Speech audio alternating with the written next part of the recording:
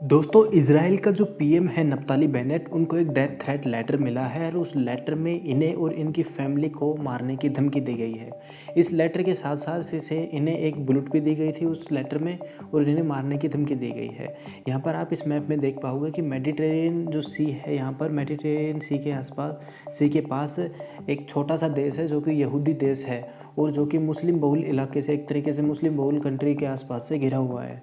और ये जो देश है, इसमें जो आप ये वाला पीला वाला जो क्षेत्र देख पा रहे हो, ये पीले वाला क्षेत्र तो है इज़राइल, और ये जो ग्रीन वाला क्षेत्र ये वाला, और ये पूरा इसे जो नीचे वाले क्षेत्र को तो बोला जाता है गाज़ा पट्टी और ऊपर वाले को बोला जाता है वेस्ट बैंक।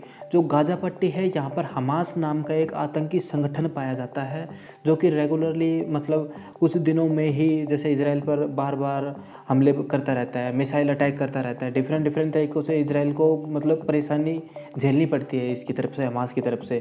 क्योंकि बताया जाता है कि ये दावा करते हैं कि भई पहले जो भी इज़राइल का क्षेत्र है, कभी इज़राइल नहीं हुआ करता था, यहाँ पर पूरा फ़िलिस्तीन हुआ करता था। लेकिन अभी क्या हुआ है कि पूरी जगह पर तो इज़राइल आ चुका है, सभी जगह यहूदियों का शासन हो चुका है।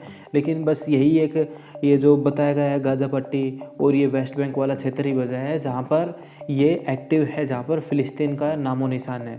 अदरवाइज़ ये सोच रहे हैं कि यदि हम ऐसा नहीं करेंगे तो इज़राइल इन पर भी कब्ज़ा कर लेगा। लेकिन जो ये हमास है, ये रेगुलरली इन पर बरसाता रहता है। इसी कारण से यहाँ के जैसे भाई इज़राइल की एक आयरन डोम करके है जो मिसाइल को डिटेक्ट करती है, जैसे रसिया का S-300, S-400 और S-500 है। इसी तरीके से इज़राइल का भी ये आयरन डोम है जो कि मिसाइलों को रोक सकता है। इसलिए ये न्यूज़ में रहता है, मतलब मोस्टली आप देख पाओगे ईज़िली कि भाई कहीं पर भी हर तीसरे दिन न्यूज़ मिल जाती है इज़राइल और हमास के बीच में कॉन्फ्लिक्ट चलता ही रहता है। ये अभी तक रुका नहीं है।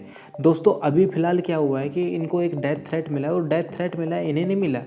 इनकी जैसे वाइफ़ है, जैसे मैं आपको दिखाना चाहूँगा कि जैसे इनकी जो वाइफ़ है, उनका जैसे पहले जहाँ पर ये काम करती थी, जैसे इनका ऑफ़िस था, उसमें ये जो डेथ थ्रेट लेटर भेजा गया था और जो ये जो लेटर भेजा गया था, इसमें लिखा गया था इनके बारे में, इनके बारे में, और इनके जो बड़े बेटे हैं, जो इधर नप्ताली बेनेट के जो 16 वर्षीय बेटे हैं योनी करके, उन्हें भी ये बताया गया था कि तुम्हें भी बहुत मतलब इसका एक तरीके से ज़रूर इसका परिणाम आपको झेलना पड़ेगा। एक तरीके से इनको धमकी भरे शब्दों में जो नप्ताली बेनेट है उनकी फैमिली को धमकी दी गई थी और नप्ताली बेनेट को भी धमकी दी गई थी। हालाँकि धमकी के बाद क्या हुआ है कि इनकी जो सिक्योरिटी है, उन सिक्योरिटी को फुल्ली बढ़ा दिया गया है। और जो जैसे आपको पता होगा कि भाई इज़राइल में 3 टाइप की जैसे भाई सर्विसेज़ काम करती है जो खुफिया है एक तरीके से। एक तो होती है सिन बेत करके, जो कि सिर्फ़ और सिर्फ़ राष्ट्रपति की सुरक्षा करती है, और राष्ट्रपति और प्रधानमंत्री जितने भी हायर लेवल के जो मंत्री होते हैं उनकी सुरक्षा करती है। जैसे हमारे इंडिया में एनएसजी होते हैं, नेशनल सिक्योरिटी गार्ड, उसी तरीके से वहाँ पर सिन बेत होते हैं। और उसके साथ ये जो दूसरा पिलर बोला जाता है वो अमन करके है, जो कि सैन्य खुफिया एजेंसी है, जो कि स्पेशली जैसे मिलिट्री वाले जैसे कहाँ पर क्या हो रहा है और किस में जैसे भाई कौन से जैसे कुछ मिलिट्री थ्रेट्स मिलते रहते हैं हमास की तरफ से या दूसरी तरफ से, तो उन चीज़ों पर जैसे खुफिया जो जैसे अपने यहाँ पर रो करके बोला जाता है, जो कि इंटरनेशनल ये है और हमारी आर्मी में भी चलती है, आर्मी में भी चलते हैं गरुड़ कमांडो वगैरह, उसी तरीके से वहाँ पर भी अमन है। और जो तीसरी है वो मोसाद करके है।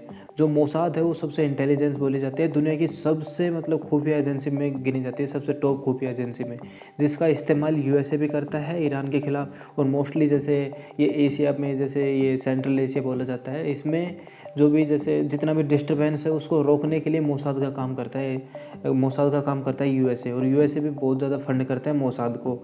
आपको पता होगा कि कुछ दिन पहले जैसे 2020 की शुरुआत में ईरान के जो मिलिट्री जनरल थे, कोसेमान जैसे सुलेमानी करके कोई मिलिट्री जनरल थे, उनको भी जैसे 3 जनवरी 2020 को मार दिया गया था।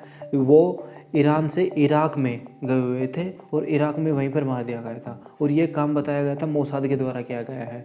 और दूसरा भाई इधर ईरान के जो परमाणु संयंत्र के सबसे बड़े वैज्ञानिक माने जाते थे कुसेम, वो जो मोहसिन करके फरीका जावेद थे, मोहसिन फरीका जावेद थे, जिन्हें भी मार दिया गया था एक तरीके से आर्टिफिशियल इंटेलिजेंस का उपयोग करके। और वो 2020 के अंत में हुआ था।